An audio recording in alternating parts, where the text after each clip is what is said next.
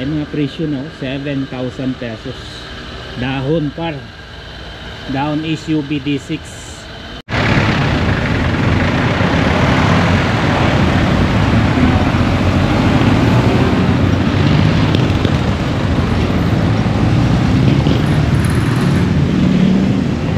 Yon, welcome back ulit sa aking YouTube channel, Kong Els Only Bike. So dito tayo sa Taytay Rizal, dito sa Ace Moto. So mag-update po tayo sa mga presyuhan ng mga surplus bisikleta dito. So bago tayo magsimula, subscribe si Kong Els Only Bike para updated kayo sa mga bagong upload na videos tulad nito. So tara, simulan na natin to. Let's go. Ito yung mga bisikleta dito mga kabike. So, mini velo, mga folding, ayan, mga classic, mountain bike, ito mga rare, mga collector items na mga bisikleta nandito po sa Ace Moto. So ayun po, kita nyo naman, kita nyo ba? Medyo madilim, pasensya na, pero aakyat tayo dun sa taas, sisilipin natin yung mga bisikleta na yan. Ang dami po, grabe. Mayroon din ditong salapag, ito salapag oh. Yan, pasok kayo dito. Actually hindi lang mga bisikleta binibinta dito. Ang binibinta talaga dito is mga parts ng sasakyan, no? Grabe, ang daming parts ng sasakyan dito. Ayun, no? Ayun pa, pala bisikleta, oh. Hindi lang pala doon, mayroon pa dito. So dito muna tayo sa baba. Ito ay mga presyo na 7,000 pesos. Dahon par. Dahon SUV D6. Steel lang to o chromoly ang katalya. 7,000 pesos to mga kabaykos, ha. May ano siya, mayroon ng carrier, may mga tapaludo, tapos 1x6 transit nito, alloy na, diba? Kompletos. Dahon SUV sa mga naghanap ng dahon. Yan, marami po dito sa Ace Moto. Yan, oh. Dahon din ang kanyang saddle. So lipat tayo dito. Ayan, oh. Ito, sabi ang ganda nito. Road bike, pero para siyang gravel, malapad na ang gulong niya. Bruno lang naman ang tatak nito mga kabikers. Tapos naka-cantilever yung preno, crankset alloy, tapos nakatubay pang long rides to. Ito classic, yung shifter niya dito sa top tube, classic yung tinidor, cantilever yung preno, quick release. Gravel pala ang setup nito. Bruno. Yun, swerte tayo. May presyo tayong nakita dito. 16,000 pesos. Mayroon pang sukat sa batalya. 48.51. Yun, so tulid. So check na natin kung ano mga size ng gulong nito. Bago ang gulong na kinabit, oh. Vista bulb, oh. 26. 26 pala to. 26 by 1.5 ang kinabit na gulong. Kuli mayroon pa siyang gap dito. Solid na to, 17,000 pesos. Yung drop bar, 2 feet. So, guwapo nito, ah. Yun ay saddle. RD. So, Shimano ng series. 2x8 na po ang setup nito. Lupit, oh. Ito pa dahon. May presyo tayong nakita dito, 17,000 pesos. Actually mapag-usapan tayo mga presyuhan dito, ah. Ito naman is alloy. Yan, Art D7. Yan, may carrier sa likod, oh. 1, 2, 3, 4, 5, 6, 7 na rin po ang setup nito. 1x7. Ay, ito dahon din, oh. 7,000 pesos. Mababa naman to, pero still siya SUV D6. Ito, road bike mga kabikers, oh. Road bike rally.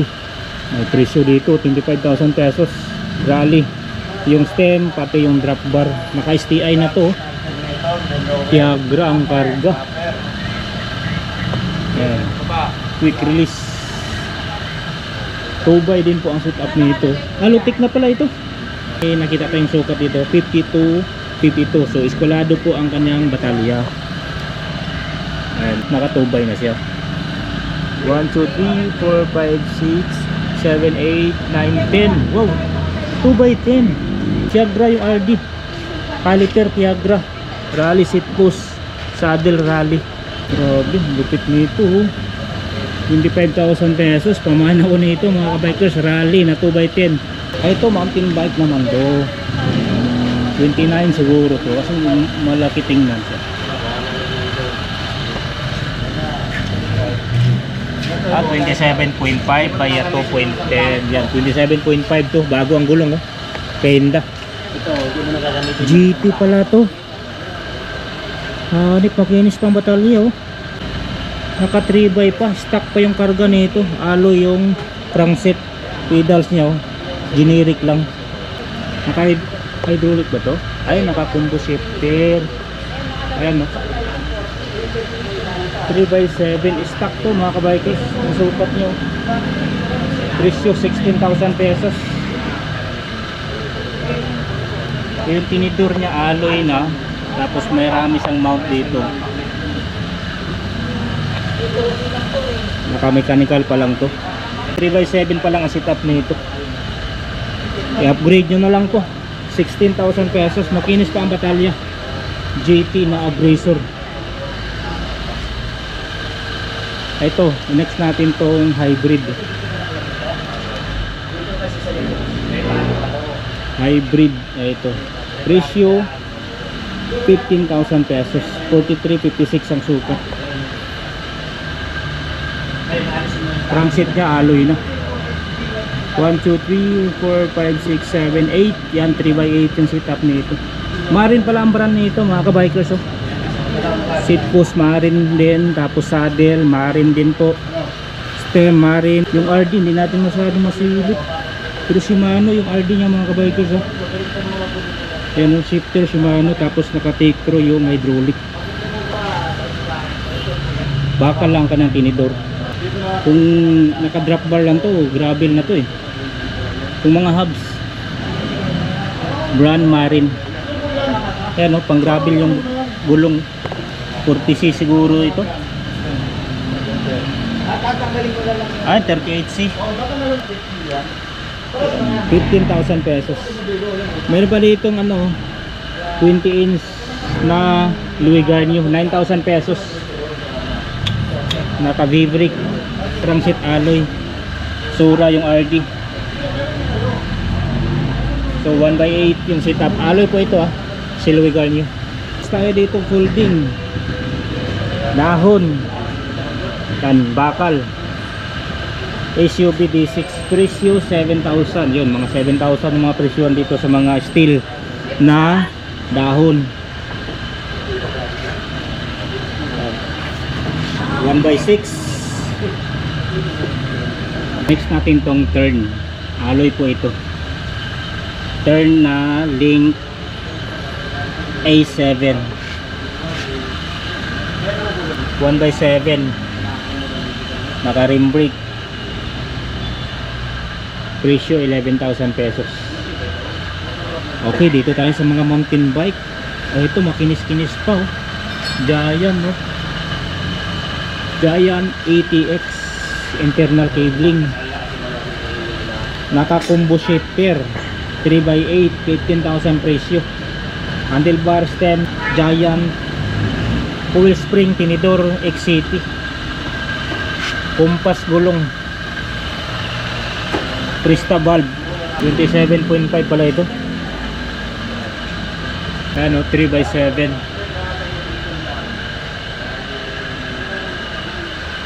May isa pang Giant ATX. Ito naman 16,000 pesos. Medium. Yan, 27.5 din to. Bago ang gulong oh. CST. Yung tinidor niya XCT is Arsantor. Coil spring, combo shifter pa rin siya na 3x7.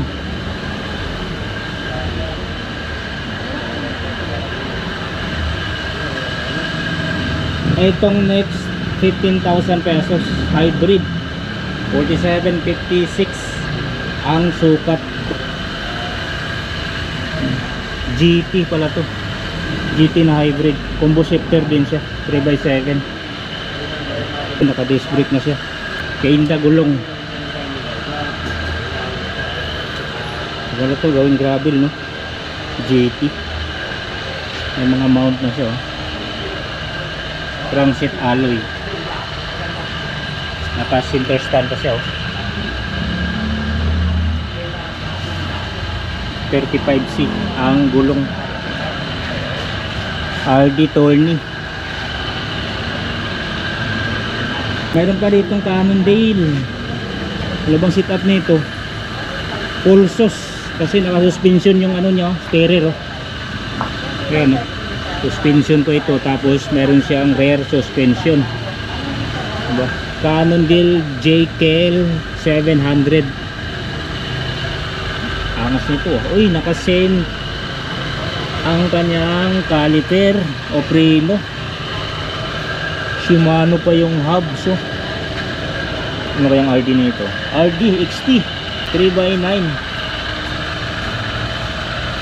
pedal alloy 8D Shimano XT. Saddle nakabalot.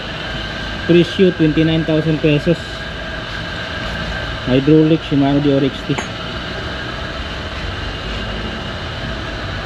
Shifter Shimano Dior XT din. Ayan siya, oh. Naka-center lock po. 60 ang gulong. 26 by 2.10. Bleeded yung spokes. Yan, same ang kanyang brake caliper. Uy, naka Shimano Diori po lang ang kanyang crankset. Nick, anong series to? M590 170 ang haba. Lutik pa siyempre. Ayan, imahin nyo na to. 29,000 pesos. Mayroon siyang sukat dito 40 48 59. Tama ba? Yan, 29,000 pesos mga kabikers, oh. Fit post alloy. Saddle, ano ba to? Cannondale. Cannondale dun sa saddle. Binalot lang. Yung gulong bago, fast rolling. Ayan, kung mayroon kayong natripan dito o mayroon kayong nagustuhan dito ng mga bisikleta, ng mga surplus, ayan, maaring sumadya kayo dito sa Ace Moto. Tapat lang po ito ng Max Restaurant. Andyan naman po yung exact location at saka contact number. Hanapin nyo lang si Boss Mark, ang isa sa in-charge po dito. Ayan, like, comment, and subscribe kung else Anli Bike.